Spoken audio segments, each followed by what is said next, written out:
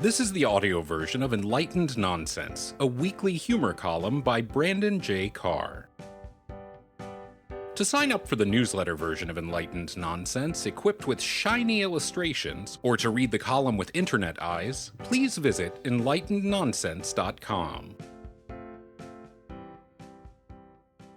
This week's column is called Review: A Big Rock Down the Street. My neighborhood is full of trees and creatures and children aggressively racing around on e-bikes. But to me, one of the most fascinating pieces of local decoration is a big rock. It's about a 6-minute walk from where I am right now, and it's plopped in the middle of the street, just off the intersection with the main road, as if to say, hey, welcome to the street with the big rock on it.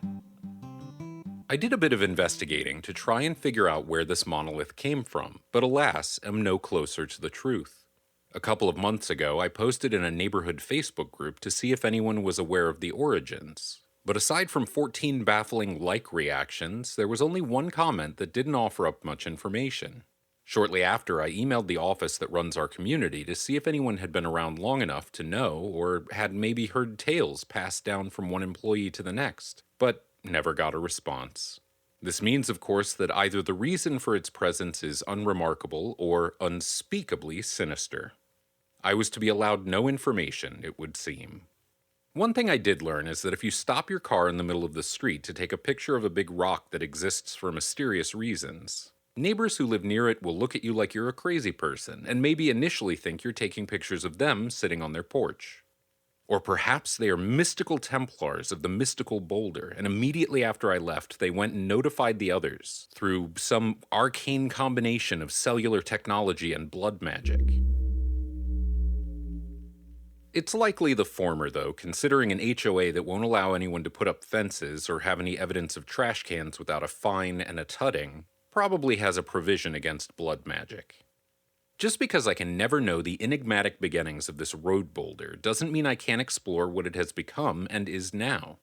Bringing old technology, large rock, Templars, blood magic, etc., in line with new technology, computer, internet, blood magic phone app, etc., I will write a review of the stone to share with the world that will act as an official record to be passed down for generations.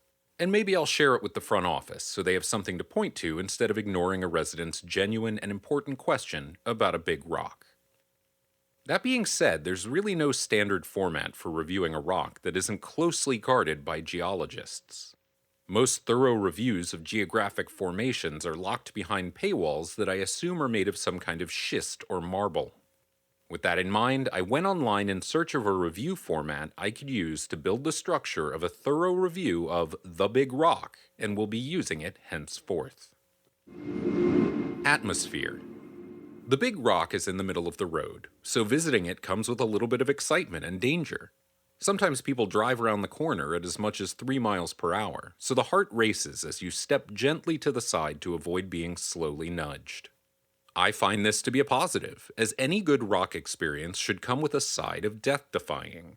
Millions of people watched a movie about James Franco getting his arm trapped under a boulder, but it probably would have been less successful if James Franco had just sort of glanced at the boulder from a distance. For years, the Big Rock was regularly decorated for holidays with a little froggy sitting on top in a variety of tasteful costumes. A colorful Santa outfit around Christmas, patriotic accoutrement for Independence Day, cassette ribbons for National VCR Day, things like that. The community member who did these decorations has moved on from the area, and despite having handed off the frog statue to a different neighbor, it has yet to make an appearance since then. I assume this has to do with the HOA's very strict rules about decorations on the rock, and graciously allowing the frog to be present and bring joy for 30 to 45 minutes a year. A very humble grassy median containing the Big Rock splits the road in two for about 30 feet before it rejoins again. This size is an estimate because I'm scared to bring out any sort of measuring equipment in front of the Templars who may think I'm getting closer to discovering the dread secrets of their important rock. Perhaps the size of the median corresponds to some cryptic golden ratio information that could unlock their secrets and unravel everything we know about the world. Also, I don't want to get looked at funny or get softly bumped by a car. The grass is routinely kept neatly trimmed, and after the shock of almost hitting a big rock while turning a corner, it's a pleasant sight to behold. Atmosphere rating 4 out of 5 pebbles. Provenance.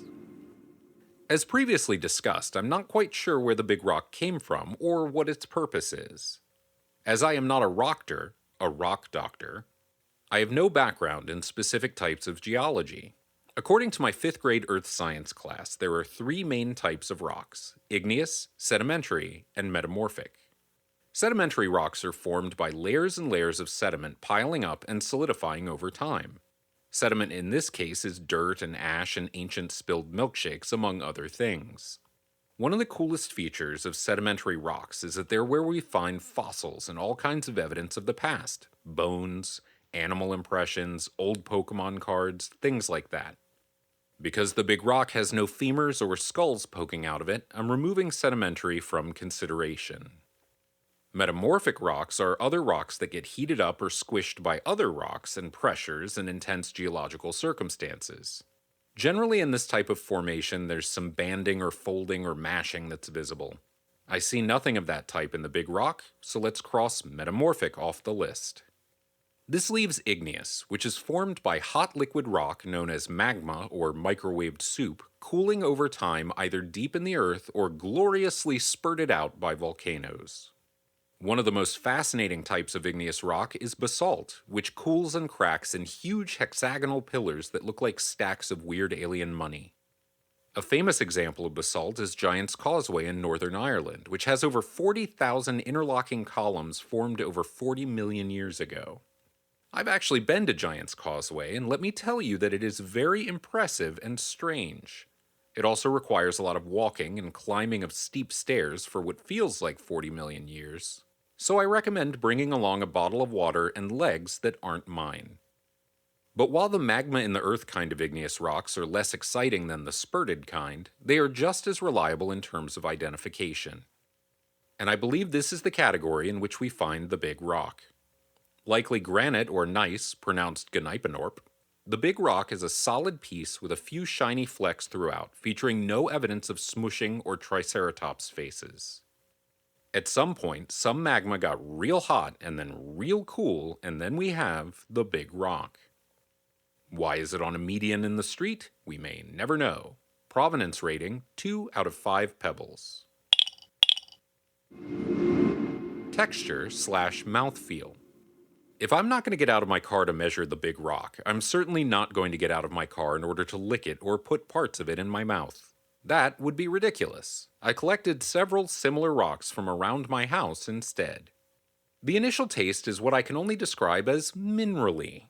Like, imagine you've taken a big swig of mineral water, but instead of being wet, it's very dry and scrapes your tongue a little bit. It's not altogether unpleasant, but certainly not something I'll likely try again anytime soon.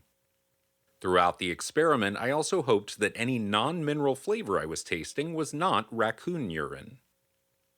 First licks were kind of nice, but with an entire rock in my mouth, I'd describe the mouthfeel as unpleasant. It gritted against my teeth and weighed heavily against my tongue. Because I'd chosen an overly large rock at first that required a certain amount of cramming and tooth gritting to get in, the process of getting it back out was difficult and terrifying. Texture/mouthfeel rating 0 out of 5 pebbles. Finish. The big rock is gray and brown and a little orangish when the sun is out. There are also splotches of green and white lichen on it that give it a few pops of color. Overall, though, the look is a bit drab and not very exciting. There's a lot of texture and cracked parts, giving it a sort of shabby chic vibe, but that's not enough to elevate it to actual chic. If I'd not almost driven into it every time I turned off the main road, I'd likely never have noticed it at all. My recommendation for future small boulder decorations would be to include some nice crystals or a trilobite fossil, or at the very least, a small frog on top wearing a leprechaun outfit.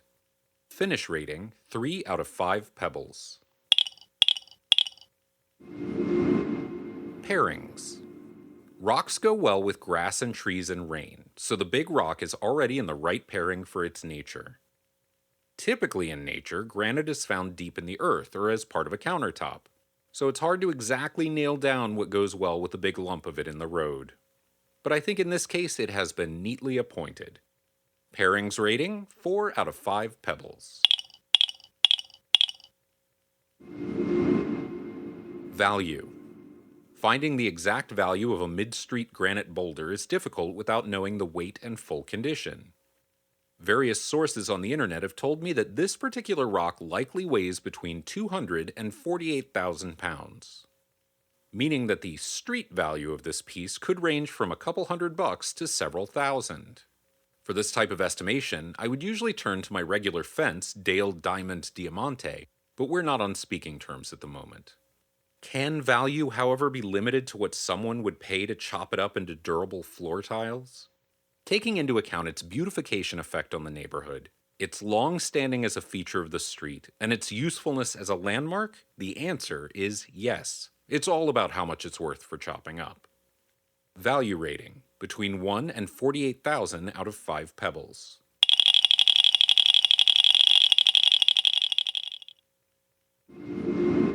Rating. Because the pebble scale got completely out of control there, it's now impossible to come up with an overall rating. So let's just say that the big rock is nice. While it's not as magical as a tall tree, or as enchanting as a field of fireflies, or as calming as a running stream, it's not a detriment to anything other than my front bumper when I forget it's there. It sits there serving some unknown purpose and adding a little bit of variety to the surrounding streets that are all just, straight lines, like streets do. The big rock in the end is what it purports to be, a big rock. And you have to respect it for staying in its lane, or more specifically, between two lanes. There are many things in this world that feel like they need to not only serve a purpose, but multiple purposes. Combination toaster and coffee maker? Too much. Printer, scanner, copier, fax machine? Calm down. A big rock that is just a big rock? Perfection. I think we could all learn something from the big rock. While we're out there in the world trying to be all things for all people, it's important to remember that having a singular purpose is okay. In fact, make that a goal for yourself. Take some time to sit in the street and just be. I'm sure you'll be fine.